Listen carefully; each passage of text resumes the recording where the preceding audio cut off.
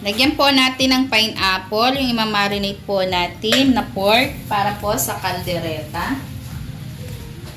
Then, lagyan po natin ng 2 tablespoon na soy sauce. At ganun din po ang oyster. Lagyan din po natin ng oyster. At least 2 tablespoon. Then, ganun din po ang paminta. Lagyan po natin ng paminta, guys. Then, halu-haluin lang po para po dumikit po ang lahat ng ingredients po sa karne ng baboy. Then, after 1 hour, dapat tatakpan po natin to. After 1 hour po, pwede na po natin iluto. Yan. Piprito tayo, guys, ng carrots and potato. Para ito sa pork caldereta.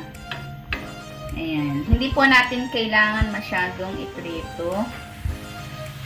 Konti lamang po dapat. Then, after po maiprito, tatanggalin po natin. Then, susunod po natin, iprito po natin ng konti ang minarinate po natin na pork.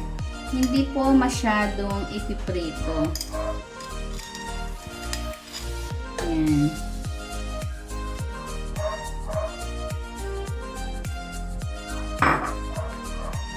Tanggalin na po natin. Hindi naman po kailangan masyadong pritong-prito, guys. Ayan. Mahina lang po kasi yung apoy natin.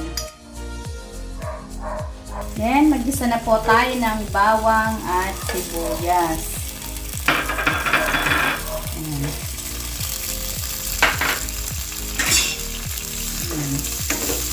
Isa natin ang bawang at sibuyas.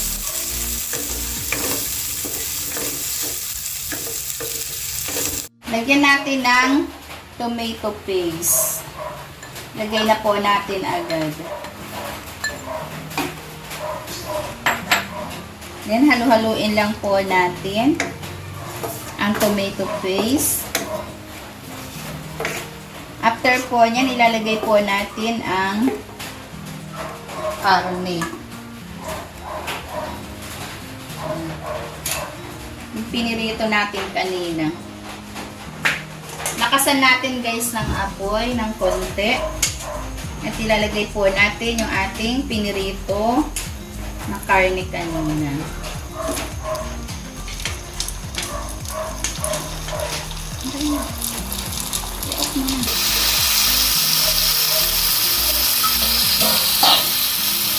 Yan, ilalagay po natin yung ginamit po natin sa pagmamarinate. Sasabaw po natin. Then, takpan po natin.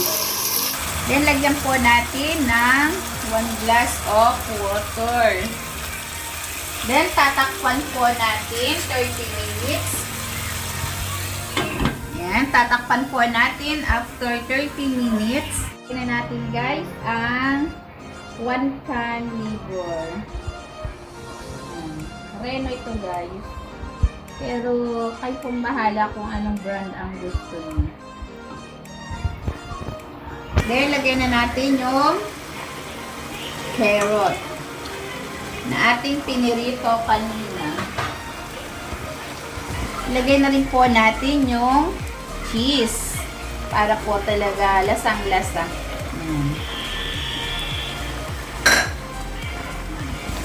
Then, lagyan na rin natin ng salt.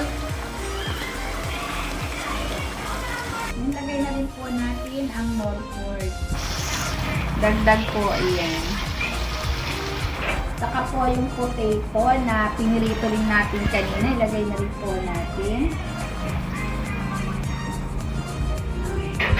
Lagyan na rin natin ng 1/2 tables na paminta.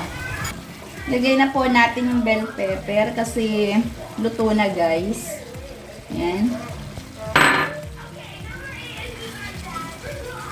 Ito po, guys, may sili po sana ito. Pero hindi ko na po nilagyan kasi yung anak ko po ay ayaw kumain ng maanghang. Luto na ito guys. Kasi kahit di naman masyadong lutuin itong bell pepper. Masarap kasi ito pag malutong.